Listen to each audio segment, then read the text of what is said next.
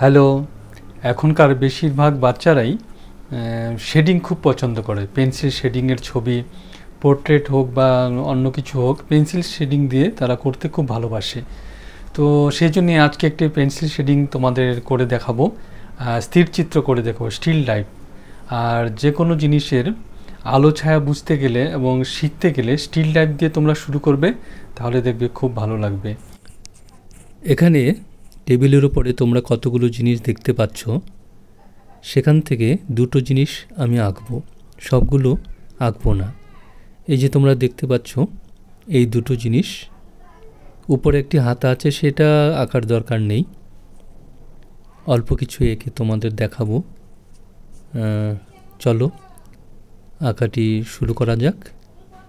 এই জিনিসগুলো যদিও আমি সাজিয়ে নিইনি, যেরকম ছিল তার থেকেই আমি বেছে নিয়ে আঁকছি। একটা হালকা করে আমি স্কেচ করে নিলাম, আর এখন শেডিং শুরু করলাম। প্রথম শেডিং আমি মেকানিক্যাল পেন্সিল দিয়ে শুরু করলাম।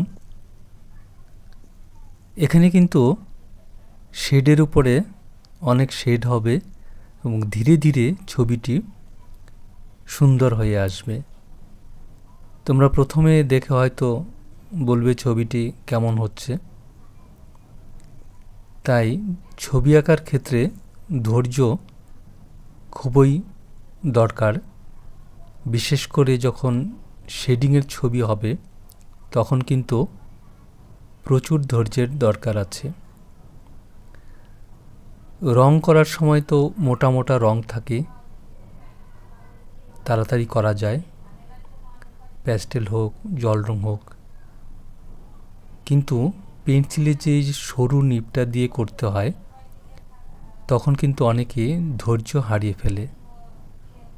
যত ধৈর্য রাখা যাবে তত সুন্দর হবে। প্রথমে কিন্তু একদম মেকানিক্যাল পেন্সিল দিয়ে করা হলো। এখন একটি সাধারণ পেন্সিল, যার কালি অল্প ডিপ আছে, মেকানিক্যাল পেন্সিল থেকে অল্প ডিপ। তাহলে তোমরা এখানে বুঝতে পারছো কেন মেকানিক্যাল পেন্সিল দিলাম। যেখানে অল্প ছায়া আছে, বেশি ছায়া নেই, সেখানে আমি ওই পেন্সিল দিয়ে করে নিলাম। আর এখন যেখানে তার থেকে বেশি ছায়া আছে, সেই জায়গাতে এই পেন্সিল দিয়ে করে মিশিয়ে দিতে হবে।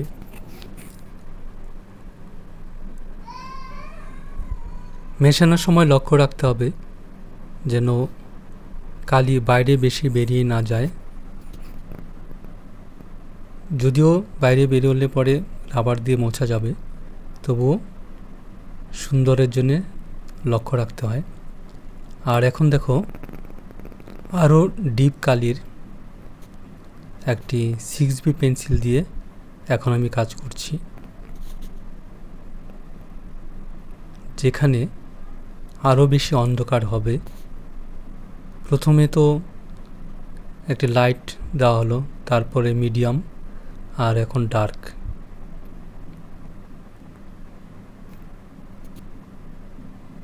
তাই ধৈর্য যদি না থাকে আর তুমি যদি মন দিয়ে ছবি না দেখো, তাহলে কিন্তু সুন্দর করে করতে পারবে না। তোমাকে চোখ তৈরি করতে হবে, ভালো করে দেখতে হবে। যদি না দেখো, তাহলে তুমি কোথায় আলো ছায়া, কোথায় গ্লেজ দিচ্ছে, সেই জিনিসগুলো কিন্তু বুঝতে পারবে না। এখন শুধু যদি আলো ছায়া দিয়ে দাও, তাহলেও কিন্তু হবে না। যে একদিক থেকে আলো আসছে, একদিক থেকে ছায়া, শুধু আলোর দিকে আলো দিলাম আর ছায়ার দিকে ছায়া দিয়ে দিলাম, তাহলেও কিন্তু এখানে হবে না। যেদিক থেকে ছায়া আছে, কখনো দেখবে সেদিকেও অল্প আলো দেখা যায়। তার কারণ কি? তার কারণ হচ্ছে প্রতিবিম্ব। ওই যে লাইট পেছনে পড়ে আবার সামনের দিকে প্রতিফলিত হয়, তখন সেখানেও কিন্তু আলো দেখা যায়, উজ্জ্বল দেখা যায়। সেজন্যে আগে ভালো করে আমাকে দেখতে হবে, দেখে বুঝতে হবে, তারপর কিন্তু শেডগুলো করতে হবে। না বুঝে ধমাধম শুরু করে দিলে ছবিটি অবশ্যই ভালো হবে না।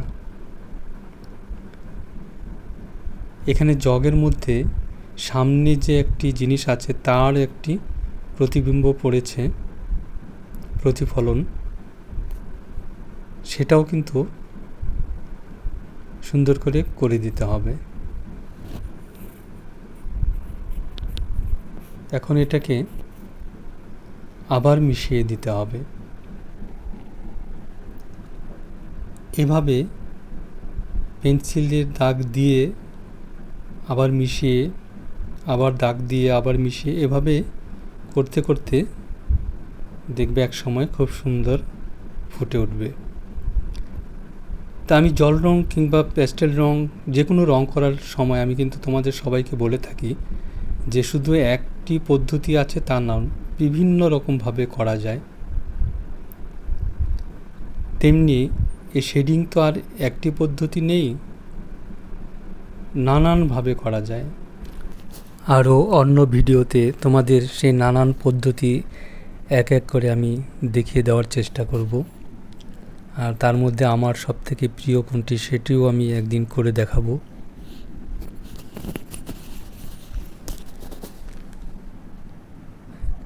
এখানে আলো ছায়ার গুরুত্বই হচ্ছে বেশি। সামনে যে জিনিসটি আছে তার ছায়া পেছনে যে পড়েছে সেটা তোমরা বুঝতে পারছো, সেটাকে ভালো করে দিতে হবে। এখানে তোমরা এখন দেখে নিতে পারলে যে ছায়া কেমন আছে। আর এখন সামনের যে জিনিসটি আছে সেখানে কিন্তু একটি হালকা টোন আমি সবখানে দিয়ে নিলাম। আর তোমরা লক্ষ্য করবে যে পেছনের জগ থেকে সামনের জিনিসটি কিন্তু অনেক হালকা। আমরা এখানে রং করছি না, তবুও কিন্তু দুটোর তফাৎ কিন্তু শেডের মাধ্যমে বুঝিয়ে দিতে হবে যে একটি রং কেমন আর একটি রং কীরকম, দুটো যে তফাৎ আছে সেটি কিন্তু বুঝিয়ে দিতে হবে।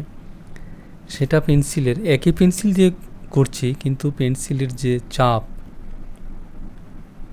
সেটা কিন্তু তফাৎ করে দিচ্ছি।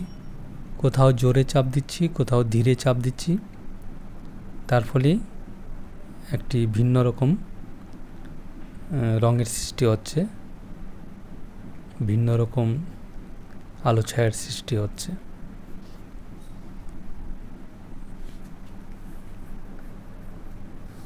দেখো সামনের জিনিসটা অনেক হালকা আছে।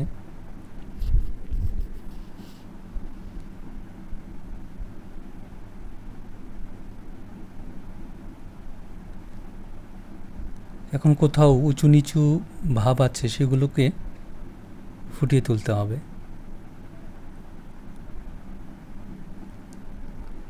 যেখানে বেশি হালকা আছে সেখানে রাবার দিয়ে অল্প মুছে নিলে কিন্তু সেই ব্যাপারটি সুন্দর করে বোঝানো যায়।